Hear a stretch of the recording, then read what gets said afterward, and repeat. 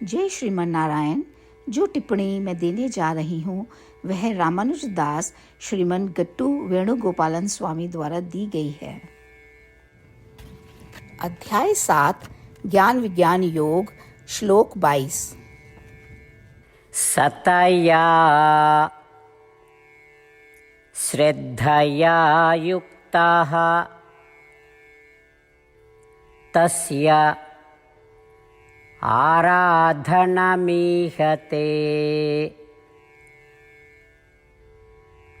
लभते च ततः कामान् मयैव विहितान् हि तान् ओम। गीताचार्य श्री कृष्ण परमात्मा अर्जुन सहित हम सभी को ज्ञान विज्ञान योग की शिक्षा दे रहे हैं। परमात्मा कह रहे हैं, अर्जुन, पाप कर्मों के प्रभाव से इस संसार में हर किसी के मन में पाप के संस्कार होते हैं और पाप के ये संस्कार उन्हें सताते रहते हैं। उन पाप कर्मों और उनके संस्कारों के प्रभाव के कारण उन्हें केवल सांसारिक वस्तुओं और सुखों की इच्छा होगी। वे हमेशा यह सोचते रहते हैं कि उन्हें ऐसे सुखों का अनुभव करना है। सांसारिक सुखों की लालसा के कारण वे अपनी शुद्ध बुद्ध खो बैठते हैं। उनका मेरे साथ रिश्ता है। वे अब मुझे नहीं जानते, वे मेरे पास नहीं आते और ना ही आकर मेरी शरण लेते हैं। इसकी बजाय वे अपनी इच्छाओं को पूरा करने के लिए ब्रह्मा, रुद्र, इंद्र और अन्य देवताओं की शरण लेते हैं। हालांकि जैसा कि मैंने पहले कहा था, भले ही वे उन अन्य देवताओं की शरण लेते हैं और उनकी पूजा करते हो, मैं उस पूजा को अपनी पूजा के रूप में स्वीकार करता हूँ, क्योंकि वे सभी देवता मेरे शरीर के समान हैं। जैसा कि मैंने पहले ही कहा था, मैं उस भक्त को उतना ध्यान और भक्ति देता हूँ जितना उन्हें दूसरे देवता को पूजा के दौरान दिखाना होता है। इसी प्रकार जब वह भक्त स्थिर ध्यान और भक्ति के साथ अन्य देवताओं की पूजा करता है जिन्हें मैंने आशीर्वाद दिया है, तो मैं उसे पूरा करूँगा। उन देवताओं के माध्यम से उस भक्त की इच्छाएं उन देवताओं के अधिकार के अनुसार पूरी होती हैं। इसका मतलब है कि जब वह भक्त अन्य देवताओं की पूजा करता है तो मैं इसे अपनी पूजा मानता हूँ और मैं ही उस पूजा से प्रसन्न होता हूँ।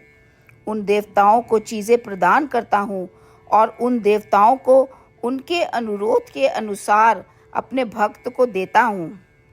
श्री कृष्ण परमात्मा स्पष्ट रूप से कह रहे हैं कि जो कोई भी किसी भी देवता की पूजा करता है वह उस पूजा को प्राप्त करता है और उस पूजा से संतुष्ट होता है और उस देवता के माध्यम से भक्त की इच्छाओं को पूरा करता है। इसीलिए कृष्ण परमात्मा दृढ़ता से सुझाव देते हैं कि वे सभी जो श्रीमन नारायण या श्री कृष्ण के अलावा अन्य देवताओं की पूजा करते हैं, उनको यह स्पष्ट समझ होनी चाहिए कि यह श्रीमन नारायण या श्री कृष्ण परमात्मा ही हैं जो उस पूजा को प्राप्त कर रहे हैं, उस देवता के माध्यम से उनकी इच्छाओं को पूरा कर रहे हैं।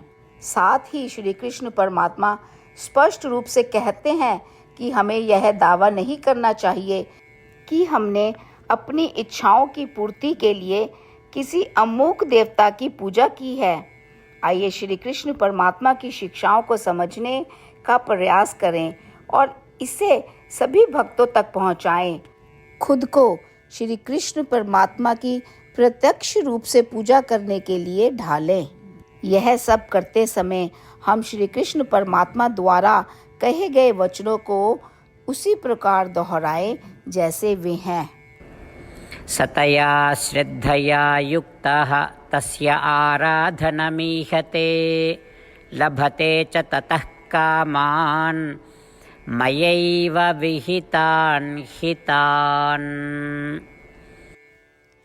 श्रीमद् भगवद गीता का संपूर्ण सार श्री कृष्ण परमात्मा द्वारा अध्याय 18 के श्लोक 65 से 70 में 8 कार्य करने के लिए दिया गया है। श्री कृष्ण कहते हैं, मैं उन लोगों से प्रेम करता हूँ जो इन 8 बातों का पालन करते हैं। मैं उन भक्तों की हर तरह से रक्षा करूँगा। श्री कृष्ण परमात्मा द्वारा बोली गई संपूर्ण भगवद गीता को सुनने के बाद अर्जुन कहते हैं, करिष्ये वचनम तवा, जिसका अर्थ है, श्री कृष्ण मैं वैसा ही करूँगा जैसा कि आप कहते हैं। यही कारण है कि श्री कृष्ण ने अर्जुन को सभी प्रकार की सफलताएं और विजय प्रदान की है। आइए हम परमात्मा को अपना वचन दें कि हम इन 8 कार्यों का पालन करेंगे। परमात्मा को इस शब्द देने से बड़ी कोई पूजा, तप या यज्ञ नहीं है। मैं यह 8 व्रत कहूँगी जो हमें करने चाहिए। आप सब कृपया अपने मन और हृदय में इन पर विचार करें। इस तरह से हम श्री कृष्ण को अपना वचन देते हुए हम सभी श्री कृष्ण के प्रसन्न भरे मुख की कल्पना करें और इस आनंद को महसूस करें। जय श्रीमन नारायण। ये है हमारे 8 वादे। हमारा पहला वादा, हे श्रीमन नारायण, जैसा कि आपने निर्देश दिया है, मैं हमेशा आपका ध्यान करूंगी और आपके बारे में सोचूंगी। हमारा दूसरा वादा, हे श्रीमन नारायण, जैसा आपने सलाह दी है, हमेशा आपका भक्त रहूंगी।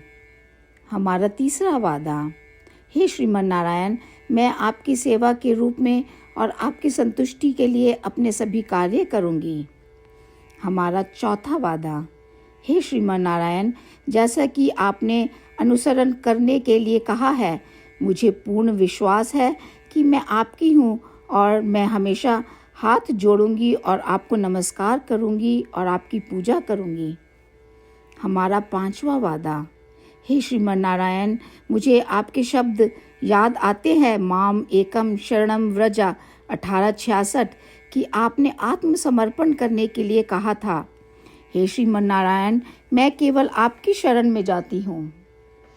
हमारा 6वां वादा, हे श्रीमन नारायण, मुझे आपके शब्द माँ शुचः 1866 याद है कि आप हमें शोक ना करने का आश्वासन दे रहे हैं। मैं अब और शोक नहीं करूँगी। हमारा 7वां वादा, हे श्रीमन नारायण, आपने हमारे लिए श्रीमद् भागवत गीता प्रदान करके हम सभी पर कृपा की है और आशीर्वाद दिया है। मैं प्रतिदिन कम से कम 1 श्लोक पढ़ने या सुनने का वादा करती हूँ। हमारा 8वां वादा, हे श्रीमन नारायण, आपने गीता को पूरी मानवता तक पहुँचाया। मैं गीता में आपके दिव्य शब्दों को उन भक्तों तक पहुँचाने की कोशिश करूँगी जो गीता से अपरिचित हैं। हमने अभी अभी परमात्मा से अपने 8 वादे किए हैं। श्रीमन नारायण को हर दिन यह वचन देना कि हम वही करेंगे जो वे स्वयं कहते हैं, अपने आप में एक महान पूजा है। आइए हम अपने अडिग विश्वास के साथ उन्हें अपना वादा दें। हे श्रीमन नारायण, जैसा आप कहते हैं मैं वैसा ही करूँगी। जैसा आप चाहते हैं मैं वैसा व्यवहार करूँगी और केवल आपके लिए काम करूँगी। श्रीमन नारायण करिष्ये वचनम तवा, जिसका अर्थ है, श्रीमन नारायण, मैं आपके निर्देशों के अनुसार कार्य करूँगी। सर्वम श्री कृष्णा अर्पणमस्तु। जय श्रीमन नारायण। सतया श्रद्धया युक्तः तस्य आराधनमीहते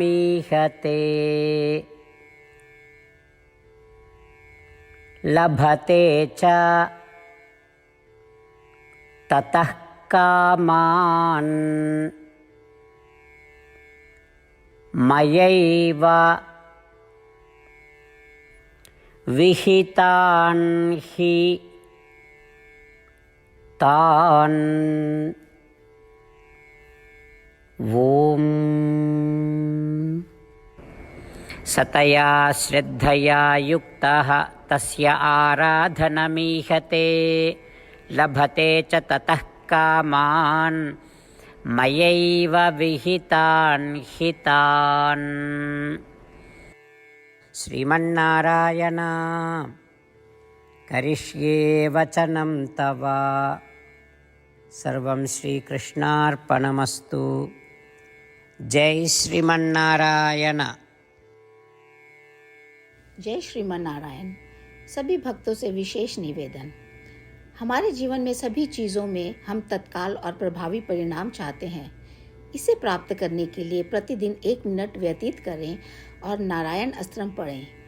नारायण अस्त्रम प्राप्त करने के लिए नारायण अस्त्रम वेबसाइट पर जाएं जो www.narayanastram.org है और पंजीकरण में अपना नाम और ईमेल प्रदान करें। आपके द्वारा प्रदान किए गए ईमेल पर आपको एक नारायण अस्त्रम PDF प्राप्त होगा। PDF में एक रामायण श्लोक, एक गीता श्लोक और एक विष्णु नाम है। इन तीनों को मिलाकर नारायण अस्त्रम कहा जाता है।